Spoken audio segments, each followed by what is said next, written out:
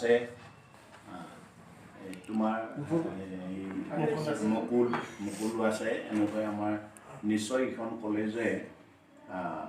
যে বহুতে ভাবে খৈৰাবাৰী কলেজে হয়তো তেনেকৈ মানে একো ৰিচোৰ্চ পাৰ্চন ক্ৰিয়েট কৰা নাই কিন্তু আমি ক্ৰিয়েট কৰি দিছোঁ তেওঁলোকে আকৌ উপযুক্ত শিক্ষা গ্ৰহণ কৰি এইখন কলেজতে আকৌ শিক্ষাদান কৰাৰ কাৰণে সুযোগ গ্ৰহণ কৰিছে এইটো আমাৰ কাৰণে ভাল আৰু এইখন কলেজ প্ৰতিষ্ঠা হোৱাটো আজি মানে আমি 91তে জুনিয়ৰ কলেজ হিচাপে ষ্টাৰ্ট দিছিলোঁ তেতিয়াৰ পৰা মই আছোঁ যদি মই খুব এক্টিভ নাছিলোঁ তেতিয়া যিহেতু মই এখন হাইস্কুলত কাম কৰিছিলোঁ আৰু কলেজত এই আধা ঘণ্টা এঘণ্টা 45 মিনিট সময় মানে জুনিয়ৰ কলেজ যেতিয়া খুলিছিলোঁ তেতিয়া মই মানে আমাৰ বড়ো বিষয়টো পঢ়োৱা কোনো এজন শিক্ষক নাছিল তেতিয়া বড়ো বিষয়ত আকৌ তেনেকুৱা কোৱালিফাইড হোৱাই নাছিল গুৱাহাটী ইউনিভাৰ্চিটিৰ বড়ো বিষয়টো অন্তৰ্ভুক্ত হোৱাই নাছিল কলেজ লেভেলত ময়ো পঢ়ুৱাইছোঁ ভাষাটো জানো কাৰণে যিহেতু মই হাইস্কুলত বড়ো মাধ্যমৰে শিক্ষক আছিলোঁ সেইকাৰণে মই বড়ো ভাষাটো শিকাইছিলোঁ আৰু তেনেকৈ খৈৰাবাৰী কলেজ আকৌ 93 ডিগ্ৰী কলেজ স্থাপন হ'ল তেতিয়া মই এক্টিভলি কিছুমান দায়িত্ব ল'লোঁ যদি ইয়াত ফাউণ্ডাৰ প্ৰিন্সিপাল হিচাপে উপেন্দ্ৰ নাথ দাসক মানে নামটো দিয়া হৈছে অনলি তেওঁ তেতিয়া টংলা কলেজৰ ভাইচ প্ৰিন্সিপাল তেওঁৰ অভিজ্ঞতা থকা বুলি আমি নামটো দিলোঁ আৰু আনফালেদি কলেজৰ সম্পৰ্কে মোৰো জ্ঞান নাছিল তেতিয়া কিন্তু দাসাৰে আৰু সময়ৰ কথা আছে টংলাৰ পৰা ইয়ালৈকে আহি পেলাই তেওঁ আহিব নোৱাৰে কিন্তু গোটেই কাম ময়ে কৰিছিলোঁ আৰু তেওঁ হৰেণ শৰ্মা ছাৰ আমাৰ এতিয়াও আছে প্ৰতিষ্ঠাপক সম্পাদক তেখেতে মোক কৈছে যে হিৰণ তই দায়িত্বটো সম্পূৰ্ণ তয়ে কৰ ভৱিষ্যত ধৰিব লাগে ক'ত কি কৰিব লাগে মানে তয়ে কৰিব লাগিব উপেন দাসক ইমান আশা কৰিব লাগে আৰু সেই হিচাপে আজি কলেজ প্ৰতিষ্ঠা হ'ল মই অন্তিম সময়ত ময়ো হেৰি হ'লোঁ কিন্তু মই অলপ লুজাৰ আৰু অন্য নহয় মানে এইটোৱে তাৰমানে মই যিহেতু এই কলেজ প্ৰতিষ্ঠা হোৱাৰ পিছতে মাষ্টাৰ ডিগ্ৰী মই প্ৰথমে নাছিলে তোমালোকে জানি লোৱা মই তেতিয়া গ্ৰেজুৱেটহে 93লৈকে মানে 91 92 তেতিয়া মই গ্ৰেজুৱেট যদি মই তেতিয়া আকৌ কলেজত MIL শিকাওঁ তেতিয়া মানুহে প্ৰফেচাৰ বুলি মাতে মোৰে লাজ লাগে হৰেণ শৰ্মা ছাৰে ক'লে তেতিয়া বিবুং ছাৰহঁতে তাৰপিছতে আহিছে প্ৰথম হেৰি তাৰপিছত তেতিয়া হৰেণ শৰ্মাই ক'লে তই পৰীক্ষাটো দে এনেকৈ মই পৰীক্ষা দিলোঁ 92 93 এনেকুৱা 93 কমপ্লিট পোষ্ট গ্ৰেজুৱেট হ'লোঁ লৈ তেতিয়া হৰেণ শৰ্মা ছাৰে ক'লে যে তোৰ এতিয়া চিন্তা নাই তই এতিয়া পূৰ্ণদমে লাগি যা তেনেকৈ এটা সময়ত আকৌ মই Khoirabari higher secondary subject teacher হিচাপে চিনাকোনা হাইস্কুলৰ পৰা মই ট্ৰেন্সফাৰ হৈ আহিলোঁ কিন্তু এই চাকৰিও বাদ দিব লগা হ'ল যেতিয়া আমাৰ খৈৰাবাৰী কলেজখনৰ কাৰণে মানে সম্পূৰ্ণ আত্মনিয়োগ কৰিব লগা হ'ল তেতিয়া গতিকে মই এতিয়া মই সেইটো মোৰ কাৰণে ইমান হেৰি নহয় শৰীৰটো ভালে থাকিলে মানে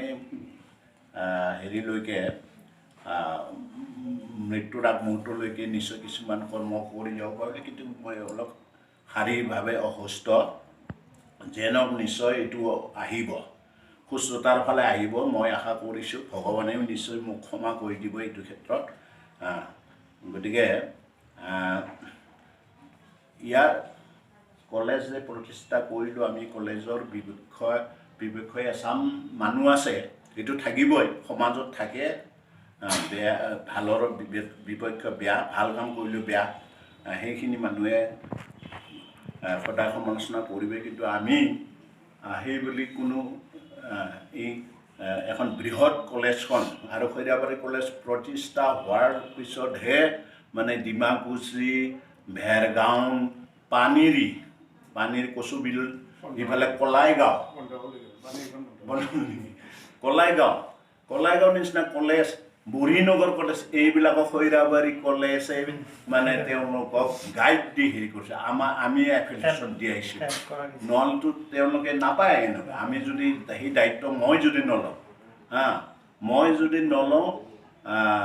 দুইজন হেৰিয়ে কৈছিল মানে গভৰ্ণিং বডিৰ মেম্বাৰে কৈছিল এই আপুনি কিয় ইমান কেইখন কলেজৰ দায়িত্ব বহন কৰে তেতিয়া আকৌ মই কৈছোঁ আমিওতো টংলা কলেজৰ আণ্ডাৰত আছিল এটা সময়ত টংলা কলেজ নহ'লে আমাৰো নহ'ল হয় তেনেকৈ মানে এইকেইখন কলেজক সম্পূৰ্ণ মানে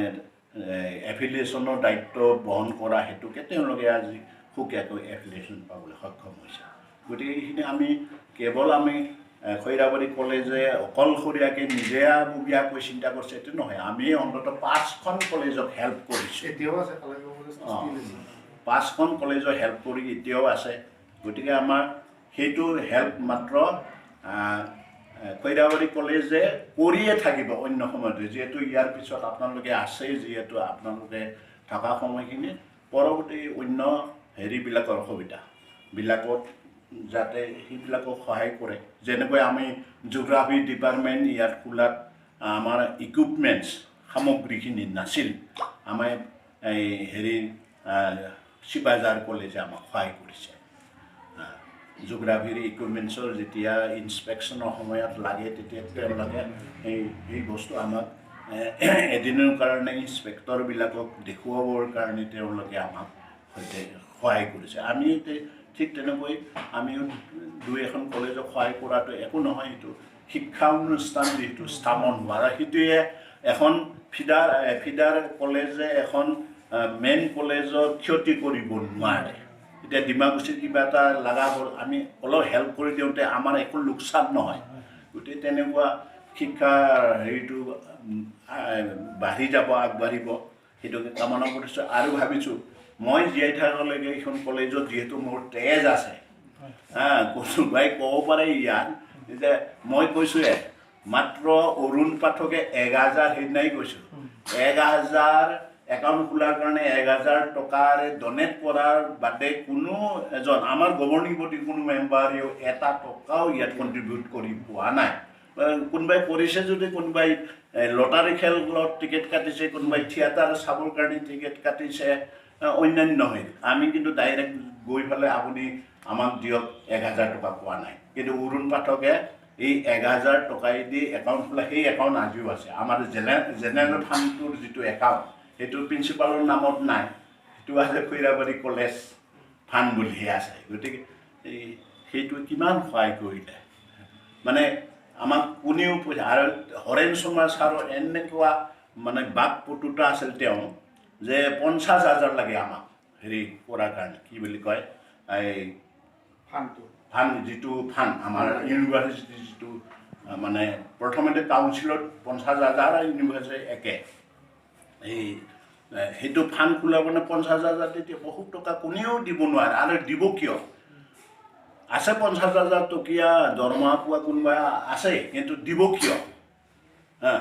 গতিকে হৰেণ শৰ্মা ছাৰে তেতিয়া হেৰি কৰিলে প্ৰথমে গভৰ্ণিং বডি প্ৰস্তাৱ আনিলে যে আপোনালোকৰ কাৰ NSC কিবা এনেকুৱা NSC নে কি কয় এইটো